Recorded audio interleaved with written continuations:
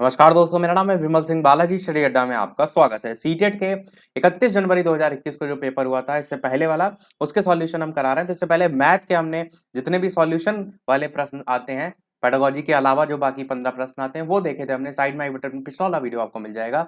आज हम देखेंगे पर्यावरण के 31 जनवरी 2021 सीटेट के पेपर में जो पूछे गए थे प्रश्न।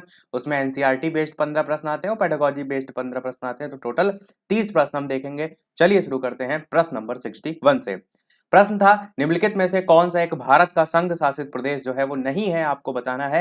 इंग्लिश में भी प्रश्न है, जो चाहे इंग्लिश में पढ़ना, इंग्लिश में भी पढ़कर आंसर दे सकते हैं। तो बताइए, लद्दाख, जम्मू कश्मीर, मणिपुर या चंडीगढ़ में से कौन सा सही होगा? तो इन चारों में से आपका भारत का संघ शासित प्रदेश नहीं है, वो है मणिपुर।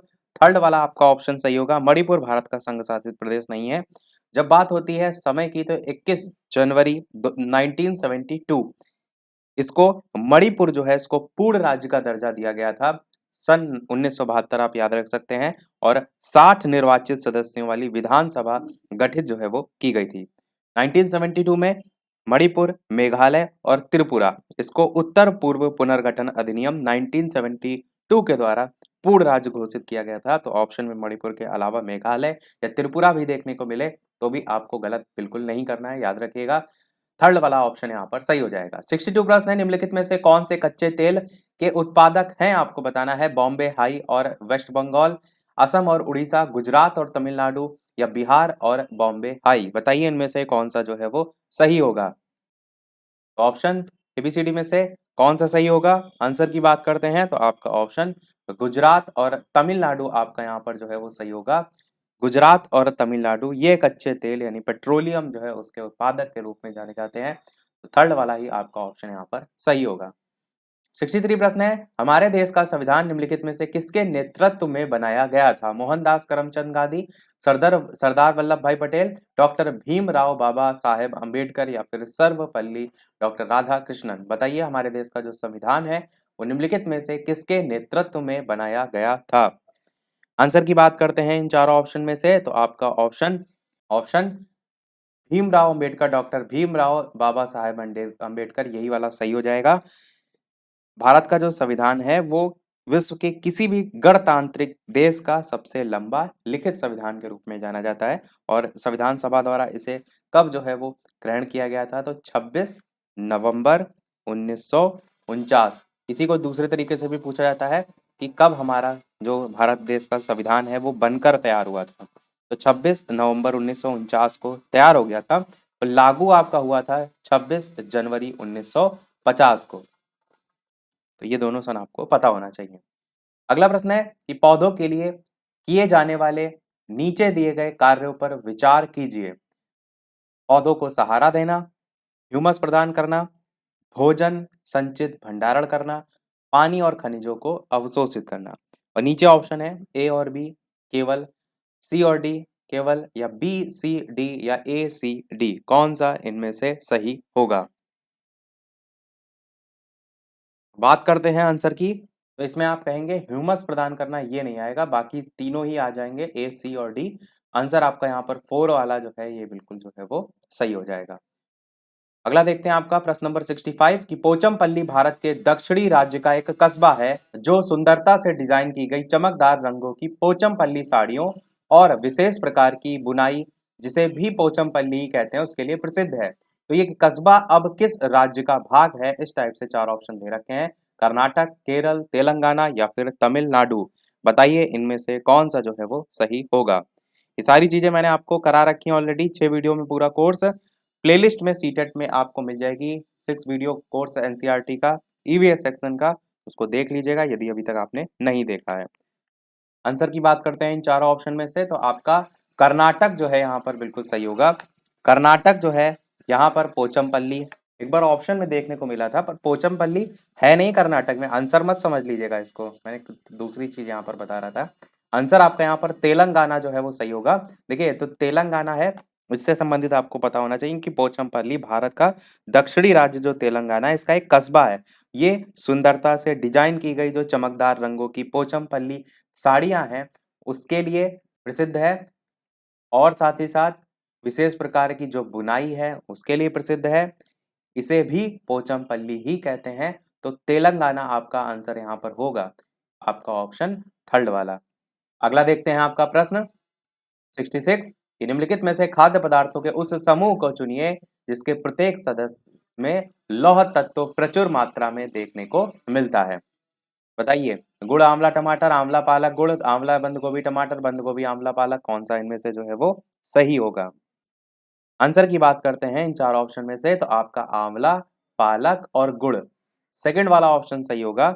इनमें जो है आपको लौह तत्व की प्रचुर मात्रा देखने को मिलती है, तो यही आपका ऑप्शन यहाँ पर सही होगा।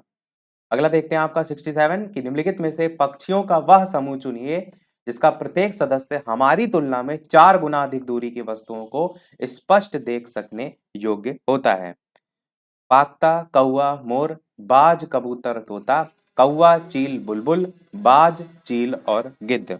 ऑप्शन पढ़ने मात्र से ही आपको समझ में आ रहा है कि इनमें कौन कौन ऐसे हैं जिनकी जो क्षमता होती है वो 4 गुना अधिक दूरी तक देखने की होती है।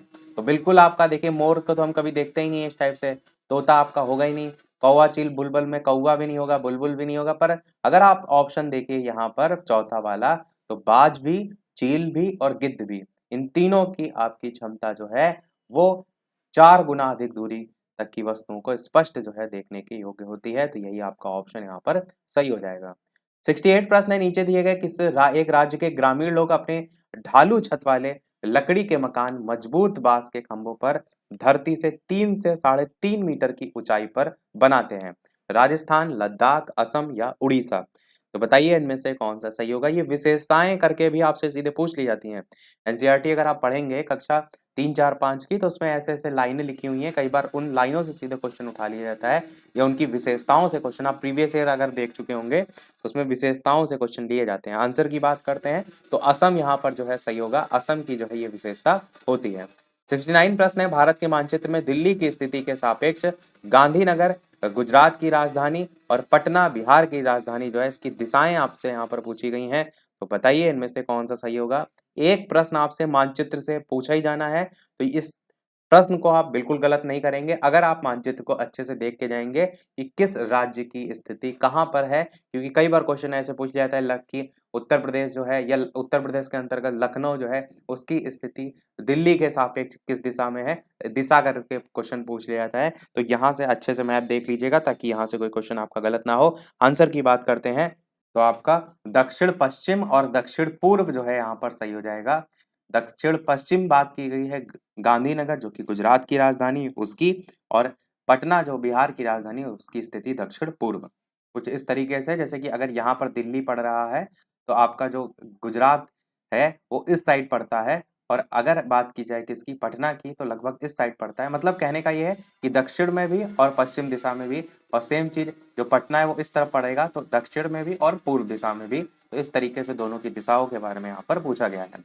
अगला प्रश्न 70 है कि निम्नलिखित में से किसने मटर के पौधों के साथ प्रयोग किए और पाया कि मटर के पौधों में कुछ ऐसे लक्षण होते हैं जो जोड़ियों में पाए जाते हैं, जैसे चिकने या खुरदुरे, लंबे या बौने, पीले या हरे आदि। तो ये किसने जो है यहाँ पर प्रयोग किए? एम एस स्वामीनाथन ने, ग्रेगर जॉन मेंडल ने, जॉर्ज मेस्ट्रल ने या चार्ल्स डार्विन ने? बताइए इनमें से कौन सा आपका सही होगा। ऑप्शन एबीसीडी में से आंसर की अगर बात करते हैं तो ग्रेगर जॉन मेंडल आपका सेकंड वाला ऑप्शन यहाँ पर सही होगा। इन्होंने ही मटर के पौधों के साथ प्रयोग किए थे और पाया था कि मटर के पौधों में कुछ ऐसे लक्षण होते हैं जो जोड़ियों में जो है वो पाए जाते हैं। अगला देखते हैं 71 प्रश्न की निम्नलिखित में से कौन सा एनसीएफ 2005 के अनुसार ईवीएस पाठ्यक्रम में सुझाए गए 6 विषयों में से एक है? पदार्थ, प्राकृतिक संसाधन, चीजें जो हम बनाते हैं और करते हैं, या चीजें कैसे काम करती हैं? बताइए इनमें से कौन सा सही होगा। आंसर की बात करते हैं ऑप्शन एबीसीडी में से, तो आपका पदार्थ यहाँ पर ऑप्शन जो है पहला वाला ही सही होगा। अच्छा, प्रश्न में पूछा गया है, नहीं नहीं पूछा गया, पदार्थ तो आपका नहीं होगा, आपका सेकंड वाला प्राकृतिक संसाधन भी नहीं होगा, चीजें जो हम बनाते हैं और करते हैं ये आपका होगा, चीजें कैसे काम करती हैं ये भी नहीं होगा। यहाँ पर जो पाठ्यक्रम में सुझाए गए 6 विषय हैं इनसे हर साल क्वेश्चन आता जरूर है। 6 विषय में से क्वेश्चन ऐसे भी आ जाता है कि इनमें से कौन है और इनमें से कौन नहीं है, तो वो 6 आपको नाम पता होना चाहिए। अगला देखते हैं आपका प्रश्न 72 कि उपाख्यान अभिलेखों में क्या नहीं दर्ज करना चाहिए?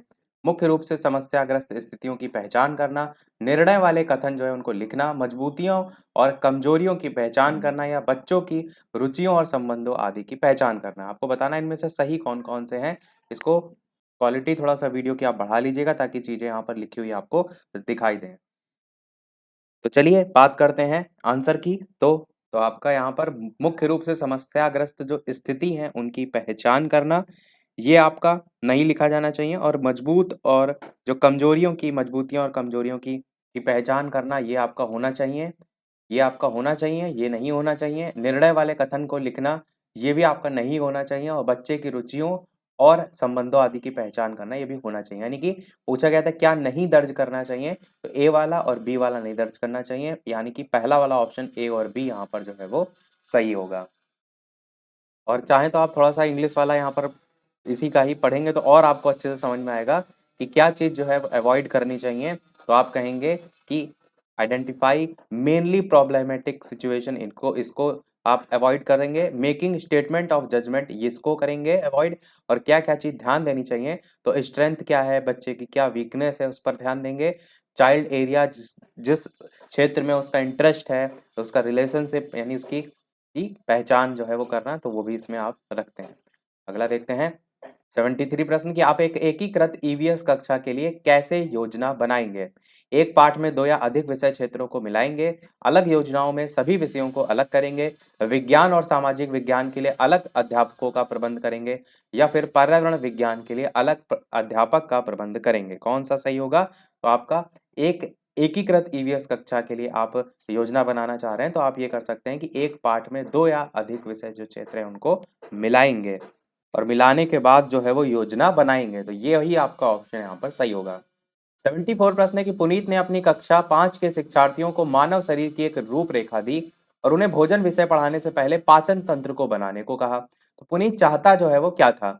परीक्षण करना कि शिक्षार्थी नामांकित आरेख बना सकते हैं या नहीं, या फिर पाचन से संबंधित जो शिक्षार्थियों के विचार हैं उनको प्राप्त करना, या फिर अच्छे ड्राइंग जो कौशल वाले शिक्षार्थी हैं उनकी पहचान करना, या फिर पाचन की प्रक्रिया पर शिक्षार्थियों का मूल्यांकन करना। तो क्या पुनीत इनमें से जो है वो चाहता था? ये आपसे पूछा गया है कि पुनीत अपनी कक्षा 5 के शिक्षार्थियों को पढ़ाना चाह रहा था मानव शरीर की रूपरेखा, और उसने क्या किया? उन्हें भोजन विषय पढ़ाने से पहले पाचन तंत्र को बनाने को कह दिया। तो वो चाहता ये था, आंसर की बात करते हैं कि पाचन से संबंधित जो शिक्षार्थी हैं, उनका पहले से क्या ज्ञान है, उसके संदर्भ में उनके विचारों को प्राप्त करना चाहता था। यही आपका ऑप्शन सेकंड वाला जो है यहाँ पर सही होगा। 75 प्रश्न है, निम्नलिखित में से क्या रचनात्मक आकलन के संदर्भ में सही जो है वो नहीं है, आपको बताना है। रिपोर्ट कार्ड के प्रत्येक तिमाही में इसकी सूचना जो है वो दी जानी चाहिए। सही नहीं पूछा गया है, तो कोई ज़रूरी नहीं है सूचना देने की, यही आपका पहले ही गलत है। दूसरा कह रहा है अधिगम को सुदृढ़ करने के लिए यह अध्यापक को समय पर कार्रवाई करने में मदद करता है। रचनात्मक आकलन तो बिल्कुल करता है मदद, तो ये तो आपका सही है। इसके छात्रों की प्रगति की निगरानी बिल्कुल सही है। छात्रों के सीखने की कोई भी जानकारी रचनात्मक आकलन में मदद कर सकती है, बिल्कुल सही है। जैसे किसी क्षेत्र में वो बच्चा वीक है तो उससे आप हेल्प ले सकते हैं, तो ये भी सही है। यानी कि गलत आपका पहला ही है और आंसर भी पहला ही यहाँ पर जो है वो हो जाएगा कि रचनात्मक आकलन के संदर्भ में, जो कि सही नहीं है। 76 प्रश्न है, स्मिता अपने शिक्षार्थियों को कार्य से संबंधित लैंगिक विषमता और रूढ़िवादी छवियों के प्रति संवेदनशील करना चाहती है। स्मिता को निम्नलिखित में से अपनी कक्षा में क्या करना चाहिए? रूढ़िवादी मॉडल जो है उनको छात्रों को प्रस्तुत करें, विभिन्न प्रकार के कार्यों के फ्लैश कार्ड दिखाएं, केवल लड़कों से प्रतिदिन कक्षा को साफ करने को कहें, या एक छात्र की माँ को कक्षा में आमंत्रित करें जो कि ऑटो चालक है। तो बताइए इनमें से कौन सा जो है वो सही होगा? अब देखिए बात हो रही है यहाँ पर क्या कि स्मिता अपने शिक्षार्थियों को कार्य से संबंधित जो लैंगिक विषमता है और रूढ़िवादी छवि बनी आ रही है उसके प्रति संवेदनशील करना चाहती है, मतलब वो जो रूढ़िवादिता है उसको तोड़ना चाहती है। तो स्मिता क्या कर सकती है कक्षा में? रूढ़िवादी मॉडल को अगर छात्रों को प्रस्तुत करेगी तो क्या इतना प्रभाव देखने को मिलेगा? आप कहेंगे इतना नहीं देखने को मिलेगा, पर दिखेगा, प्रभाव देखने को मिलेगा पर उतना नहीं। विभिन्न प्रकार के कार्यों के फ्लैश कार्ड यहाँ पर काम नहीं आएँगे। केवल जब लग गया है कि केवल लड़कों से प्रतिदिन कक्षा को साफ करने को कहेंगे, तो ये तो बिल्कुल गलत हो जाएगा। एक छात्र की माँ को कक्षा में आमंत्रित करें, जो कि ऑटो चालक है, ये आपका बिल्कुल सही हो जाएगा। इससे जो लैंगिक विषमता है कि हम एक बना हुआ है ना मिथ कि ऑटो चालक जो है वो मेन चला सकते हैं, तो उसको दूर करने के संदर्भ में बच्चों को दिखाया जा सकता है। रूढ़िवादी जो छवि बनी हुई है उसके प्रति संवेदनशील, इस उदाहरण से चौथा वाला जो ऑप्शन है उससे किया जा सकता है। यही आपका सही हो जाएगा। अगला देखते हैं 77 प्रश्न कि कक्षा 5 के समयन आमतौर पर अपना दिया हुआ कक्षा का कार्य नहीं करते हैं। मुद्दे को हल करने का सबसे अच्छा उपाय हो सकता है। पहला है कि उसकी कठिनाइयों का पता लगाएं और उसके अनुसार कक्षा कार्य को समायोजित करने के लिए उनसे बात करें। तो ये तो बिल्कुल सही है। किसी दूसरे बच्चे को उसकी कक्षा के कार्य बिल्कुल गलत है, माता-पिता से बात करें, उन्हें सलाह दें, बिल्कुल गलत है। उसे वैकल्पिक और आसान गृह कार्य दें, इससे भी कुछ नहीं होगा। पहला वाला ही बिल्कुल सही है, कठिनाइयों का पता लगाएँ और उसके अनुसार कक्षा कार्य को समायोजित करने के लिए उससे बात करें। अगला है 78 प्रश्न, मुस्कान ने परिवहन में डीजल वाहनों का उपयोग निषिद्ध होना चाहिए विषय पर एक वाद विवाद का आयोजन किया। किसने किया? मुस्कान ने किया। किस पर किया? परिवहन पर डीजल वाहनों का उपयोग निषिद्ध होना चाहिए, रोक लगनी चाहिए। मुस्कान के द्वारा ये जो विषय है उस पर कक्षा में वाद विवाद के आयोजन का उद्देश्य क्या हो सकता है? पहला कह रहा है वो पूरी तरीके से परिवहन में जो डीजल वाहन है उस पर प्रतिबंध लगाने की आवश्यकता पर छात्रों को संवेदनशील बनाना चाहती है, या फिर यह छात्रों के विचारों को जानने और उन्हें सही करने में मदद करेगा, या फिर ये आधुनिक वाहनों के उपयोग के लाभों पर छात्रों को संवेदनशील बनाना चाहती है, या वह इस मुद्दे पर छात्रों के को कई जो दृष्टिकोण है उसकी सराहना करने में मदद करता है। तो कौन सा इन चारों में से ज्यादा बेहतर होगा? तो आपका फोर्थ वाला बिल्कुल सही होगा कि वो ये जो मुद्दा है उस पर छात्रों को कई दृष्टिकोणों को सराहना करने में जो है वो मदद करता है। कि जब वाद-विवाद होगा, जो प्रतियोगिता उससे बच्चों का मानसिक विकास क्या होता है? बढ़ता है और इससे अलग-अलग जो मुद्दे हैं उनको समझने में सहायता उनको प्रदान होती है। तो ये वाला आपका जो है वो तरीका फोर्थ वाला जो है सही होगा, जो कि आप कहेंगे ऑप्शन एबीसीडी में से हो जाएगा। 79 प्रश्न है कि ईवीएस में मानचित्रण कौशल जो है उसके संदर्भ में पूछा गया है, लैंडस्केप खींचने के कौशल को विकसित करता है, या फिर पूर्वानुमान और गणना के कौशल को विकसित करता है, या रिकॉर्डिंग कौशल को विकसित करता है, या स्थानों की सापेक्ष स्थिति की समझ को विकसित करता है। कौन सा इनमें से सही होगा? आंसर की बात करते हैं इन चारों ऑप्शन में से, तो आपका ऑप्शन जो मानचित्रण है वो करता है स्थानों की सापेक्ष स्थिति की समझ को विकसित। फोर्थ वाला यहाँ पर बिल्कुल जो है वो सही होगा। अगला प्रश्न देखते हैं 80, ईवीएस की एकीकृत प्रकृति सहायक है पाठ्यचर्या के भार को कम करने और विशिष्ट जो प्रकरण हैं उनको पेश करने में, पाठ्यचर्या के भार को कम करने और शिक्षार्थियों को सार्थकता पूर्वक सीखने में, या फिर शिक्षार्थी केंद्रित उपागम का पालन करने और संकल्पनाओं की अधिक संख्या का परिचय देने में, या फिर दी गई जो सूचनाएं हैं और विवरण हैं उनसे सीखने में। कौन सा इनमें से सही होगा? आंसर की बात करते हैं तो ईवीएस की एकीकृत प्रकृति जो है वो पाठ्यचर्या के भार को कम करने और शिक्षार्थियों को सार्थकता पूर्वक सीखने में जो है वो सहायक होता है। बस यही आपका ऑप्शन सही होगा। 81 प्रश्न आपका देखते हैं कि निम्नलिखित में से क्या ईवीएस में आकलन का एक व्यापक संकेतक जो है वो नहीं है? पहला कह रहा है सहयोग, दूसरा कह रहा है न्याय के प्रति सरोकार, तीसरा कह रहा है समानता के प्रति सरोकार और चौथा कह रहा है कंसेप्ट मैपिंग यानी कि अवधारणा मानचित्रण। तो बताइए इनमें से कौन सा जो है वो सही होगा? इसके अलावा वीडियो पसंद आए तो वीडियो को लाइक भी अवश्य करते रहिएगा। इसी प्रकार अच्छे-अच्छे प्रश्न हम प्रैक्टिस करते रहें। तो बताइए कौन सा सही होगा? आंसर की बात करते हैं तो पूछा गया है ईवीएस में आकलन का एक व्यापक संकेतक नहीं है, तो कंसेप्ट मैपिंग यानी अवधारणा मानचित्रण आपका यहाँ पर सही होगा। बाकी आपका सहयोग भी जो है एक व्यापक संकेतक के रूप में यूज होता है, न्याय के प्रति सरोकार भी, समानता के प्रति सरोकार भी। अगला देखते हैं आपका प्रश्न 82 कि कुछ हजार साल पहले भारत में तालाबों के निर्माण के अल-बरूनी के अवलोकन के आधार पर कक्षा 5 के ईवीएस के पाठ्य पुस्तक में एक अनुच्छेद है। इस अनुच्छेद को शामिल करने का क्या उद्देश्य होगा? पहला कह रहा है ये इतिहास के स्रोतों की पहचान करने में शिक्षार्थी जो है उनकी मदद करता है। दूसरा कह रहा है कि ये शिक्षार्थियों को उनके अवलोकन की रिकॉर्डिंग में सुधार करने में मदद करता है। तीसरा कह रहा है ये शिक्षार्थी जो हैं उनको कुछ 1000 साल पहले भारत में मौजूद तकनीक की सराहना करने में मदद करता है। चौथा कह रहा है आपका कि यह शिक्षार्थियों को इतिहास में साक्ष्य की भूमिका की सराहना करने में मदद करता है। सही कौन सा है? ए बी सी या ए सी डी या केवल ए और डी या केवल ए और सी? देखिए साक्ष्य की भूमिका की सराहना बिल्कुल ये डी वाला तो आपका यहाँ पर सही होगा। अगर बात करें सी ऑप्शन की तो कुछ हजार साल पहले भारत में मौजूद क्या तकनीक थी, उसको भी कहीं न कहीं देखने में, पहचानने में, सराहना करने में मदद करता है, तो सी भी आपका सही है। उनका जो अवलोकन है उसकी रिकॉर्डिंग में सुधार करने में मदद करता है, ये आपका गलत है। ए कह रहा है ये इतिहास के जो स्रोत हैं उनकी पहचान करने में शिक्षार्थी, ये तो बिल्कुल सही है आपका।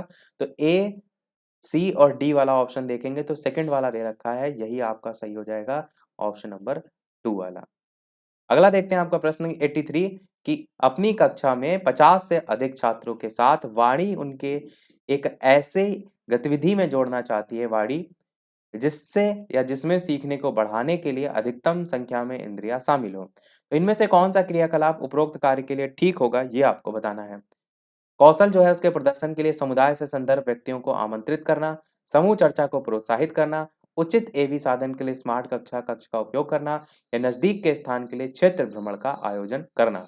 तो कौन सा क्रियाकलाप है जिसमें अधिकतम इंद्रियों का उपयोग जो है वो होगा और 50 से अधिक छात्र हैं उनके साथ जो है ऐसी गतिविधि करनी है। आंसर की बात करते हैं तो समूह चर्चा से आपकी सभी इंद्रियां तो नहीं होंगी क्योंकि उसमें स्पर्श नहीं आएगा। समूह चर्चा में बोलना तो आएगा, स्पर्श नहीं आएगा। पर अगर आप भ्रमण की तरफ जाएँगे तो इसमें सारी चीज़ें आपको देखने को मिलेंगी। नज़दीक के स्थान के लिए क्षेत्र भ्रमण का आयोजन करना, यही आपका ऑप्शन यहाँ पर बिल्कुल सही होगा। अगला देखते हैं 84 प्रश्न, इकरा अपने जो शिक्षार्थी हैं उनको ईवीएस में समाचार पत्रों और पत्रिकाओं को पढ़ने के लिए क्यों प्रोत्साहित करती है? ये मनोरंजन साधक संसाधन उपलब्ध हैं, यह शिक्षार्थियों को उनके अपने संसार से जुड़ने में सहायता करते हैं, ये शिक्षार्थियों को स्वतंत्र बनाने में सहायता करते हैं, ये शिक्षार्थियों को प्रतिस्पर्धी बनाते हैं। तो बताइए कौन-सा सही होगा? आंसर की बात करते हैं तो इकरा अपने शिक्षार्थियों को ईवीएस में समाचार पत्रों और पत्रिकाओं को पढ़ने के लिए इसलिए प्रोत्साहित करती हैं क्योंकि ये शिक्षार्थियों को उनके अपने संसार से जोड़ने में सहायता करता है। क्योंकि ईवीएस पर्यावरण से जोड़ने में तभी हेल्प मिलेगी जब उसी में ही समाचार पत्र को पढ़ा जाए, पत्रिकाओं को पढ़ा जाए इस टाइप से। और यहाँ पर देखिए एक प्रतिस्पर्धी शब्द लिखा है, लिखा पॉजिटिव है पर ये भी आपको ज़रूर ध्यान देना है कि प्रश्न में किस संदर्भ में पूछा गया है, तो सेकंड वाला ही ऑप्शन यहाँ पर सही होगा। 85 प्रश्न पर्यावरण अध्ययन में प्रश्न करने को एक युक्ति के रूप में उपयोग किया जाता है, अनुशासन को बनाए रखने के लिए, ध्यान खींचने के लिए, नियमों के पालन को बढ़ावा देने के लिए या फिर कक्षा कक्ष में जिज्ञासा को बढ़ावा देने के लिए। तो प्रश्न करने को एक युक्ति के रूप में उपयोग किया जाता है ताकि ज़्यादा से ज़्यादा बच्चे जो है वो जिज्ञासु प्रवृत्ति के बन सकें, तो कक्षा कक्ष में जिज्ञासा को बढ़ाने के लिए ये आपका सही हो जाएगा। 86 प्रश्न है, नीचे दिए गए कौन से एक राज्य में तोरांग का अर्थ जंगल होता है? असम, उड़ीसा, मिजोरम, झारखंड, बताइए इनमें से कौन-सा जो है वो सही होगा? आंसर की बात करते हैं तो आपका झारखंड यहाँ पर जो है वो सही होगा। झारखंड राज्य में तोरांग का अर्थ जो है वो जंगल होता है और मुगल काल में इस क्षेत्र को कुकरा नाम से जाना जाता था। ब्रिटिश काल में ये झारखंड नाम से जाना जाने लगा है।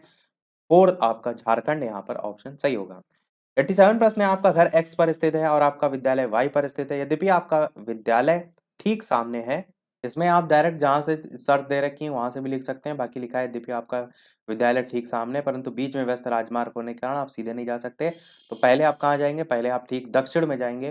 जैसे ये आपका एक्स हो गया और ये आपका वाई हो गया। जाएँगे पहले दक्षिण में 125 मीटर, फिर कह रहा है कि पूर्व में जाते हैं 100 मीटर, फिर कह रहा है वापस से ऊपर उत्तर में जा रहे हैं 125 मीटर, वापस से वहीं पहुँच गए। पूछ रहा है कि वाई पर विद्यालय के सापेक्ष एक्स पर आपका घर का डिस्टेंस और आपकी दिशा क्या है? तो 100 मीटर यहाँ है, तो ये भी 100 मीटर ही होगी।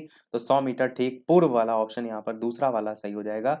इस तरीके से आप पूर्व नहीं पश्चिम में होगा, उस तरफ आ रहा है ना? हाँ, हाँ, क्योंकि ये पूछा गया है, इसमें ये पूछा गया है कि वाई पर जो विद्यालय के सापेक्ष एक्स पर आपका जो घर है वो कहाँ पर है? तो आपकी स्थिति एक्स की पूछी गई ना, तो उस दिशा में आप जाएँगे तो पश्चिम में होगा क्योंकि दोनों ही ऑप्शन दे रखे हैं। आपको अगर इधर साइड के लिए पूछा होता तो आपका पूर्व में होता है, उधर साइड के लिए पूछा है यानी कि इस साइड के लिए पूछा गया है तो आपका 100 मीटर ठीक पश्चिम जो है आपका यहाँ पर सही होगा।